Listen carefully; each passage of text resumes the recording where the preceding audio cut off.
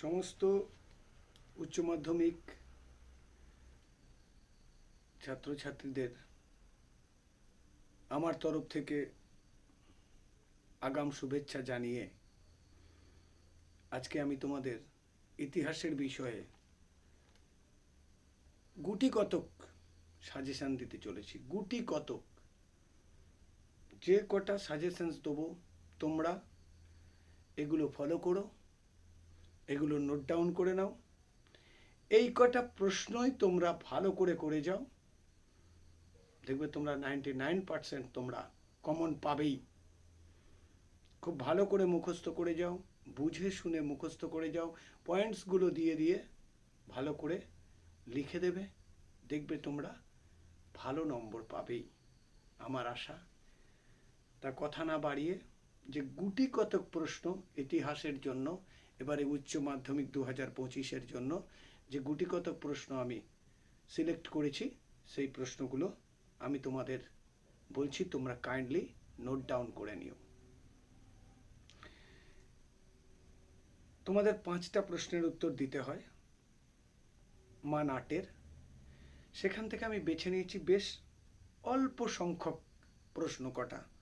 এই প্রশ্ন কটা তোমরা ভালো করে নোট ডাউন করে নাও। প্রশ্ন নম্বর 1, মিথ বা পুরা কাহিনী এবং লিজেন্ড বা কিংবদন্তি বলতে কি বোঝো? অতীত বিষয়ে মানুষের ধারণাকে এরা কিভাবে রূপদান করে? 1 নম্বর প্রশ্ন, একেবারে কোশ্চেনের সাথে হুবহু মিলে যাবে, আমি গ্যারান্টি দিচ্ছি।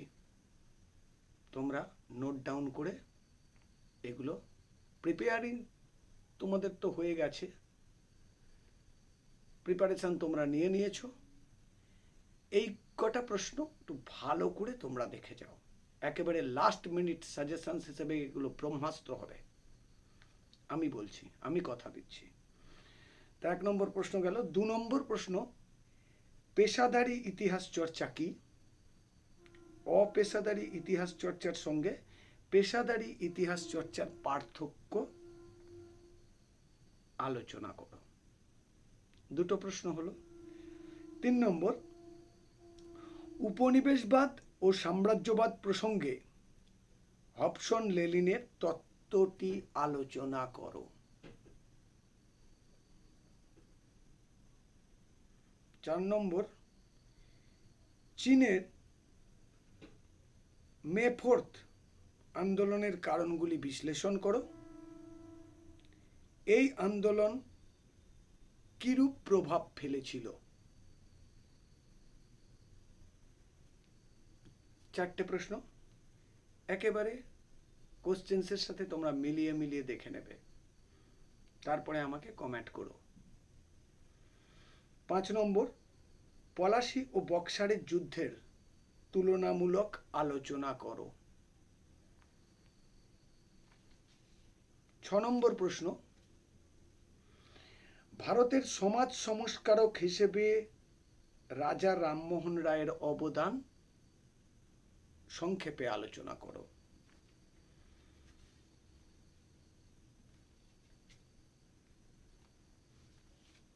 কটা প্রশ্ন হলো?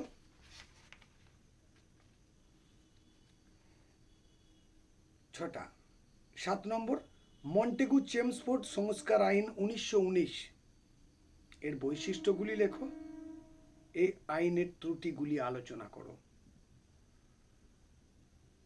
পরের প্রশ্ন একেবারে মিলিয়ে নিও, কোশ্চেন্সের সঙ্গে 100% 100 মিলে যাবে।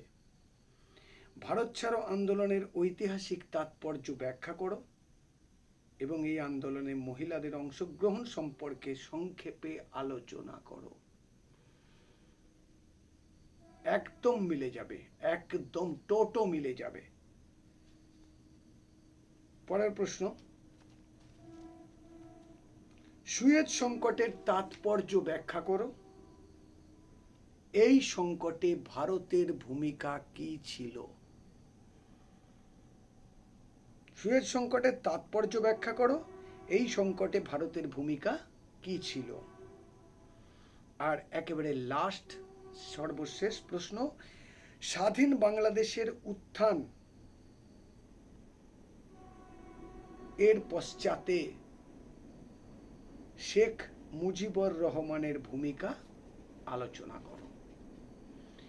যে কটা প্রশ্ন আমি দিলাম